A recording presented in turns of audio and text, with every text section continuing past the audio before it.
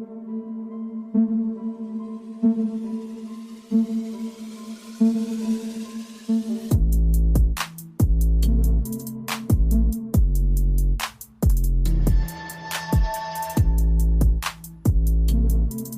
up, everyone? Welcome to the podcast. I'm your host, Isaiah Copon. It's August 13, 2021, and this is Lift and Learn episode 48. In this episode, I'll be talking about the best exercises for your back and how genetics could affect you in terms of being healthy. Before that, though, I'll talk a bit about what I've been up to lately, and that might include fitness-related topics, and it might not. If you want to follow me, your host, on Instagram, it's isaiah.copon, and you can also check out my website, isaiahcopon.com. The podcast is on Instagram at Lift and Learn Podcast, on Twitter at Lift and Learn Pod, and also on Facebook. You can just search Lift and Learn Podcast. With that being said, let's get into it. So the 2020 Summer Olympics are over. They wrapped up this past Sunday. Canada ended up with 24 medals this year at the Tokyo Olympics, a grand total of 7 gold medals, 6 silver, and 11 bronze medals. Their most in a while, actually. And the USA had 113 medals, but their population is 10 times ours, so technically we have more medals per capita or per population or something like that. So in terms of medals, let's break it down one last time, starting off with the bronze medals. So first there was the 50-kilometer speed walk race, and Canada surprisingly got bronze there. That was by Evan Dunphy. I just happened to tune into the Olympics one day and they were showing the speed walk race, and it's still funny to me how they have to move their arms and hips the way that they do. And every time I see it on TV, I instantly think of this one episode of Malcolm in the Middle where the dad of the show, who is Bryan Cranston, who turned out to be Heisenberg on Breaking Bad later in his life. In this episode, he was racing some other guy who kept speed walking through his neighborhood, and that episode is hilarious.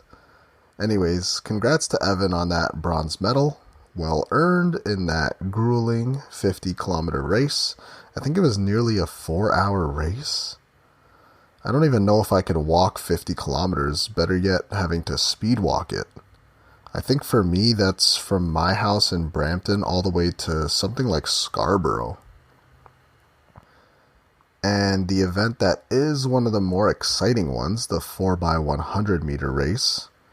And Canada only got bronze this week, and that's still better than no medal. They also got bronze in 2016, I believe. Their exchanges of the baton weren't the greatest, but at least they pulled out a medal, which is still great. Italy again ended up winning that race and had a great photo finish, taking the gold from Great Britain, just barely with a photo finish. Again, I don't know where the Jamaicans were this year. But honestly, watching that race had me go down a bit of a rabbit hole on YouTube. I was just watching Donovan Bailey run his 100-meter races at the Olympics when he won in 1996, and then the 4x100 Canadian team, who also easily won gold that year too. Just the lasting image of Bruni Surin, I think, if I said his name correctly, when he passed that baton to Bailey for the final 100 meters, and he was already celebrating. He already had his hands in the air. It was amazing to see.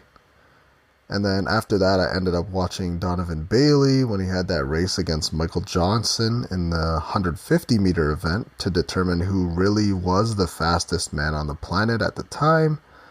I think that race was actually at the Sky Dome, if I remember correctly. And then in that race, Michael Johnson basically pulled up and quit halfway through the race. And he quit when he realized that Donovan Bailey was leading.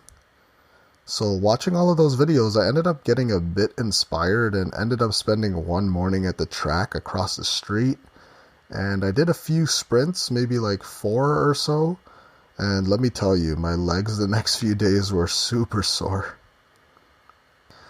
Anyways, getting back to the medals, alright. I think the only silver medal we got last week was from Muhammad Ahmed, who came in second in the 5,000 meter race. An overall great run for him there. He came back in the last 200 to 300 meters or so to go from 4th or 5th place to inch up and get that silver medal. And that was the first time the Canadians got a medal in that event, so that was cool to see. And the gold medals for this week.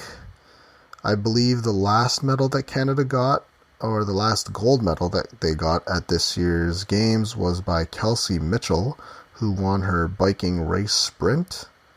That was Canada's 24th medal overall at this year's Summer Olympics, and it was the most that Canada has ever got at the Summer Olympics since 1984, I think, and that's the most when it came to non-boycotted Olympics. There was actually another biking event I saw where there were 2 crashes. The first one was just a minor one, took out a few riders, maybe 2 or 3, but then there was a second one during the race, which was huge. It took out maybe more than 10 riders maybe, and one girl in the slow motion ended up getting run over by someone else's bike. That was just tragic, really. And shout out to the Canada women's soccer team. They had a great run the whole Olympics, great gold medal game against Sweden, went to penalty shootouts, and man, that was a nail-biter. Canada was down early, actually, in the game and in the penalty shootouts. They ended up missing 3 in a row at one point, but there were timely saves and timely goals. And eventually, Julia Grosso, a lefty 20-year-old, sealed the gold medal for the team after she scored. That was the first time that Canada won gold in soccer. Their last 2 Olympic trips, they ended up with bronze. It was likely the last Olympics for Christine Sinclair, who has been the face of Canadian soccer for more than a decade now, I feel like. So for her to go out and get that gold had to have been a good feeling. And of course, I gotta talk about the weightlifting that went on at the Olympics. Obviously, there were multiple Olympic records set, world records set, but there was nobody more dominant out there than Lasha Talakhazi, who broke a few world records, and I'm pretty sure he had them himself already, but he ended up snatching 223 kilograms, which broke his own record of 221 kilograms, which he did 4 years ago at Rio. And then he clean and jerked 265 kilograms for a total of 1,076 pounds. Wow. His total was over 100 pounds more than the guy who came in second. So he's probably the greatest Olympic weightlifter ever.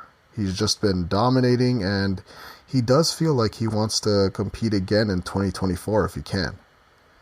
But the thing is, this is actually an event that the IOC is actually looking to get rid of for the 2024 Olympics at Paris. They already are not going to have baseball or softball or karate, but they're including breakdancing, which is just weird. What are we going to see? The Jabberwockies face off against Chris Brown and Usher or something? But also, they're looking to get rid of weightlifting now, which, make it make sense. And on to other bodybuilding news, but this one is a sad one. John Meadows passed away earlier this week. He goes by Mountain Dog 1 on Instagram and YouTube, and this one was sad because he's only 49, and he's been such a positive influence on the fitness community as a whole. He's done videos with a lot of people in the industry, and I've seen at least 50 of his own videos on his channel, and he's done a few with Jeff Nippard, who actually put out a really touching 8-minute tribute video for him this past week. There were so many posts about him this week, and clearly he was a big deal in the industry, so it's just another great mind in the industry that has passed away. In the NBA, Summer League started, and the Raptors' young guns are looking pretty good out there. Our draft pick, Scotty Barnes, has been playing pretty well, showcasing his defensive prowess out there. Offense needs a little bit of work, but, we'll see what happens. And the Lowry trade was finalized, so Precious Achiuwa is playing on the team for the Summer League, and he's actually playing pretty well. And Dragic is going to play for the Raptors this year, but, it doesn't look like he's going to be in love with playing in Toronto. Jalen Green also played well in his first few games. So this guy was drafted number 2 overall, and he'll be on the Houston Rockets. He's part Filipino, so that makes it even cooler. He dropped 23 points in his first game, I think, and then he went off for 25 in the next one, so good start from him so far. Even LiAngelo Ball has been doing pretty well in Charlotte. He had a pretty nice shot last night, I think. There was like 0.6 seconds left to halftime, and he nailed this three-pointer, which was pretty crazy. So hopefully he can earn some minutes during the regular season alongside his younger brother, LaMelo. That could be even more interesting to watch during the season, since LaMelo really did surprise me in his rookie year. Alright, enough about sports. So I've been working in the gym a whole lot more now that the things are starting to get back into full swing, basically. The gym crowds are definitely starting to pick up, and I especially noticed it this week. I was at this gym in Mississauga, and they were literally missing a whole rack of dumbbells. Luckily, I was with one of my male clients, so he was able to warm up with 40 pounds with whatever exercise we were doing, but there was literally not a matching set of dumbbells under 40 pounds. The whole rack with the lightest dumbbells were all gone. That, and no one is really following the mask rule, which isn't surprising to me because in that gym it's been pretty much taken over by a younger population. The gyms have been open now for about a month. I guess now that it's Friday, actually, it's been exactly 4 weeks now. So I've been starting to see more and more people at the gym now, and I spend a few hours in there every single day training my clients, or when it comes to just me working out. And I've been seeing a large majority of people out there using a bunch of equipment and gear for all of their lifts. Personally, I have yet to bust out the straps yet, but it seems to me like people are quick to just start using equipment to lift more weight, like wrist wraps and straps. There's so many guys that are in there with elbow and knee sleeves, and don't get me wrong, equipment can be great, but if you're just starting out, again, you don't want to be dependent on these things. The amount of people I've seen with just bad form doing deadlifts and then they just toss on a belt thinking that's going to protect them, I don't really know what they're thinking, honestly. It's just an injury waiting to happen. If the gyms are open, have been open for a bit, or maybe they're opening soon, then please work on the form first. Before you go in there and lift more weight than you're capable of, just work on perfecting your form first before anything else. Like I said, the gym has been back for 4 weeks now, and even I'm not close to feeling like I'm 100% when it comes to my strength. And that's fine. Slowly I'll get there, and slowly everyone will get there because of muscle memory. It just takes some time, just some slow, steady progress for a few weeks, probably even months since the gyms were closed for so long. You have to learn to enjoy this journey and not just try to impress other people in the gym with how much you can deadlift, then proceed to drop the weight from waist height to the floor that has no platforms or even any padding at all. And I'm mostly speaking out to the younger members who don't know any better. And I know that because I've been that guy in the gym before who would throw around the weights, not care about anything. And you're not going to make quicker progress just constantly taking every single set and exercise to failure. There is a time and a place for that though, when you have a few years of experience, when you've practiced doing the exercises in the gym thousands of times, to the point where your chance of injury is a lot lower. Alright, enough about that. Anyways, there were a few studies I want to talk about quickly before we get into the topics of the week, because they're both diet related. There was a new study that basically linked eating more plant foods to lower heart disease risk in young adults and older women. The good part about this study is that it was a long-term study. They did a follow-up 30 years later to confirm these findings. I mean, this one's pretty obvious. We've known for a long time that greens and vegetables are linked to better health in general, better immune system function, lower risk for all types of disease. So this is just more evidence that pretty much everyone needs to find a way to incorporate more plant-based foods into their diets. It doesn't mean that we all have to go vegan or vegetarian. It's all about being conscious enough with your diet to at least have a vegetable source for each meal. This is one that even I've been slowly trying to increase over the years, and I almost always have some vegetables for dinner, but I do need to be better or more diligent when it comes to having more plant-based foods for lunch and breakfast too.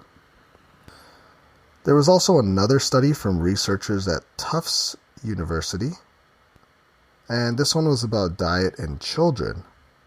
To sum it up, nearly 2/3 of children's calories are reportedly coming from junk foods, high-processed foods, well, in this case they're calling it basically ultra-processed foods.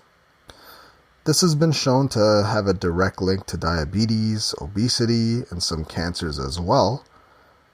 Again, this study is just pointing out the obvious, but man, that's something that one day will be tough to get around when it comes to feeding my kids. One day, I mean, these types of foods are everywhere.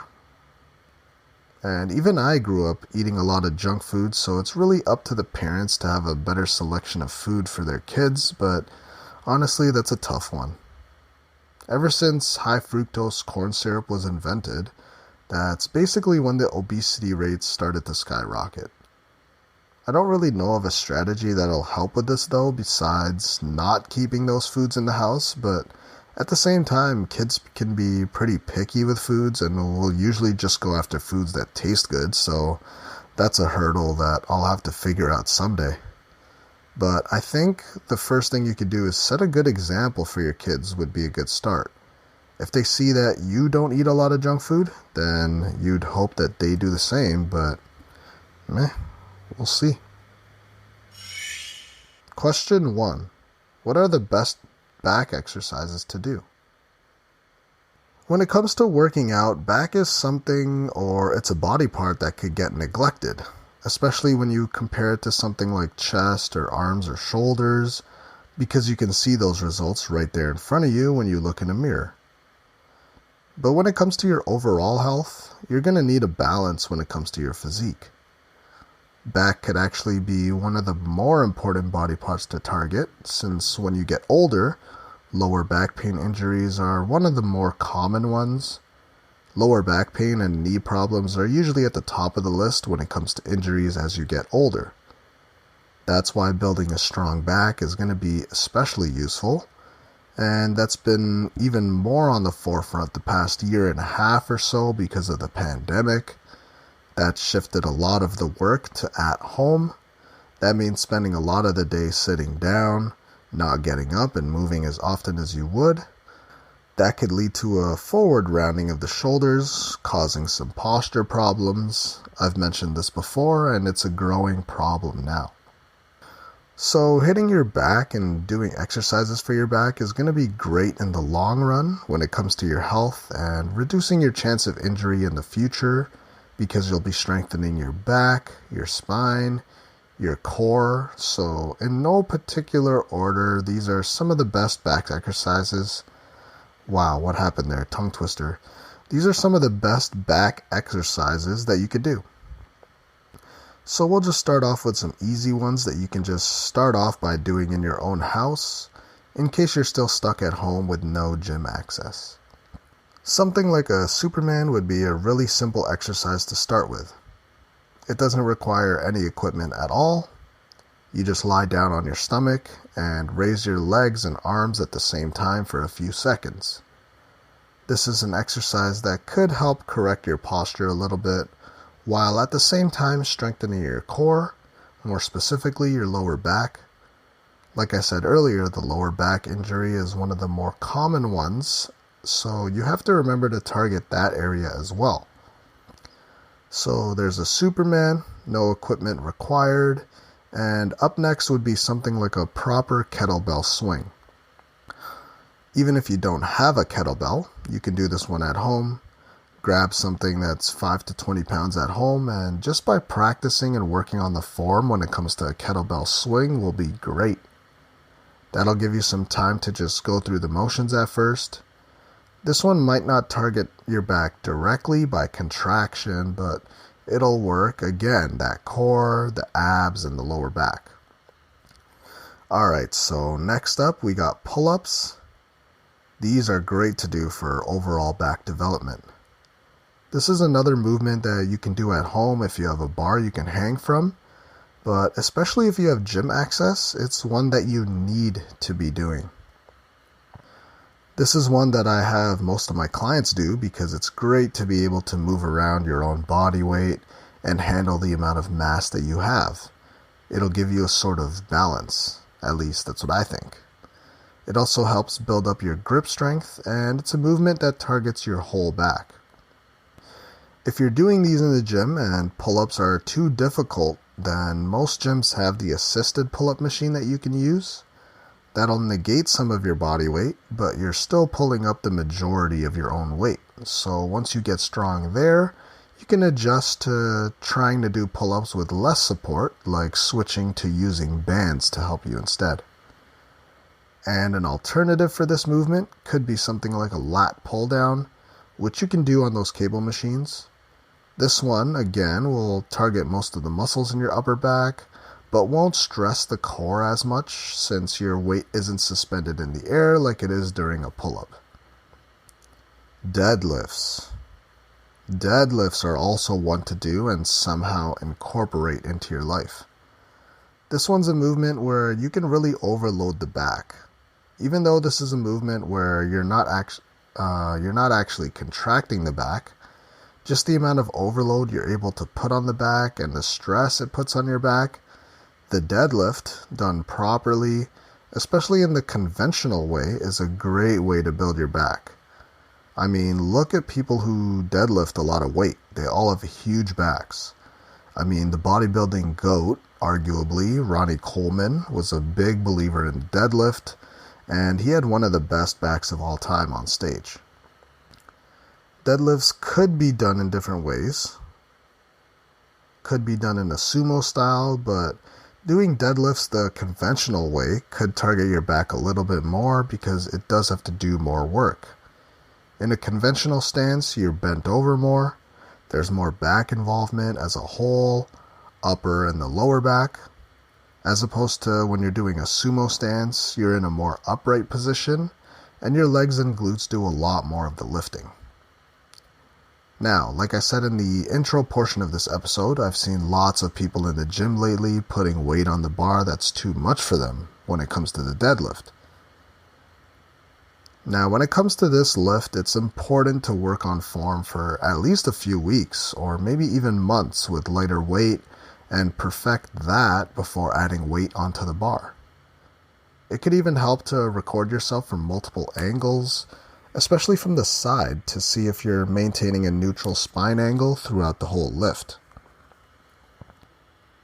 Of course, you can't really talk about great exercises for the back without some kind of row movement.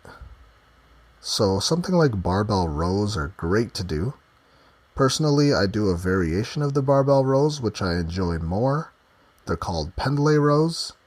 It's basically the same as the barbell row where you're bent over and rowing the weight. But when you lower the weight, you actually pause the weight on the ground and then pull or row that weight off the floor. I find this one to help my lower back a bit because there's going to be less stress on your lower back when it comes to, when you do that full reset at the bottom where the weight is on the floor. Again, if you do find that barbell rows do stress your back too much, then you can even try any kind of chest-supported row movement. A T-bar row is good, but some gyms won't have one, So you can always just rest your chest on a bench, like the ones in front of the mirror or dumbbell area. You can have the bench in an incline position and rest on that while rowing either barbells if you can, or using dumbbells will of course work too. I personally don't have a seal row apparatus at my gym, but that's a similar concept where you're resting your chest on a bench and then doing barbell rows in that position. And that's pretty much it. Focus on a few of those movements or put some of them into your routine. Don't just do back machines all the time. Try some of these free weight or dumbbell or barbell movements, and you should start to see significant progress in your back progression when it comes to the physical shape and strength. So take some of those movements, do a few challenging sets weekly, and track if you're getting stronger in those movements, and you should see significant gains in your back development. Question 2. How much of a role do genetics play? So, of course, genetics are going to play a role when it comes to being healthy. Genetics play a role basically for everything in life. At the same time, don't let your genetics stop you from getting close to your overall potential if there's something you want to be good at. You can dictate what you do with your life, regardless of your genetic makeup and whatever you were handed to you. I mean, obviously, some things may be out of reach. If you're less than 6 feet tall, then chances are you're not going to play in the NBA, or it makes it pretty difficult to play most sports on a professional level. Now, just because genetics play a big part of your structure and height and your muscle bellies and how many abs you have when you're leaner, doesn't mean that you don't try to do anything in your power or don't try to do everything in your power to stay healthy with whatever kind of body you have. Just because your genetics lean one way doesn't mean that you can't be healthy. Maybe you won't be Mr. Olympia, maybe you won't have a perfect chest, maybe your calves will be forever small, but that doesn't mean that you should just give up and not do everything in your power if you really want to when it comes to hitting your genetic potential. Genetics basically determine everything, and of course it'll dictate how tall you are, and that could affect exercises like a squat because of your lower body limb lengths. It could make benching a little bit harder if your arms have to travel like a greater length, or if your arms are super long, you might not be able to get super strong in the bench. Now me, I'm pretty short, so things like bench I can actually be pretty strong in since my range of motion isn't that large. The bottom line I'm trying to get to is that you shouldn't let your genetics determine what your future is going to be. So yes, genetics will play a part when it comes to if you want to one day be a bodybuilder, but regardless of your genetics, you can resistance train and exercise in order to stay in shape or just be healthy in general. So muscle insertions are something that you can't change, like the way your chest is shaped.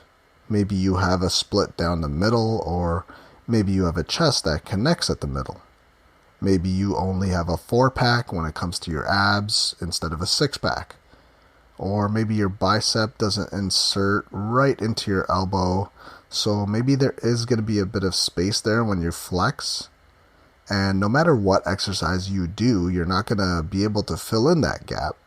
But that doesn't mean that you should just give up because your genetics are against you. That just means, unfortunately, you may have to work harder in this department in order for you to build a muscle like a bicep as big as you want. And genetics could also mean that losing weight could be a little bit more difficult for you. Our genetics are what makes each one of us unique, and that's why when it comes to fitness, it's not just eat this and do this program and you'll achieve your dream body. Everybody is different, so we have to take everything into account when it comes to bettering your overall health. Just because some parts of your genetics could be against you doesn't mean it's impossible, but you may have to work harder than most people when it comes to whatever you're trying to improve on. Just because you do a 23andMe genetic test that says it's hard for you to lose weight doesn't mean you just give up.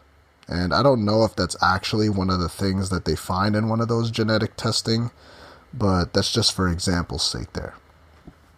Genetics could play a part in you being out of shape and maybe unathletic, but it also has to do with your upbringing and the way you were raised, especially when it comes to habits around the home where you spend the majority of the time and also your eating habits.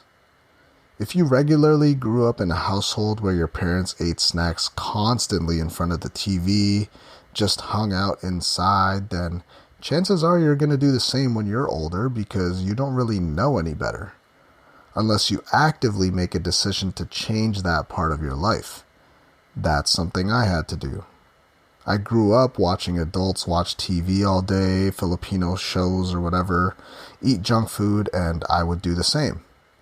It was only when I started working out that's when I realized that I had to do something about my diet as a whole if I wanted to be a healthier person.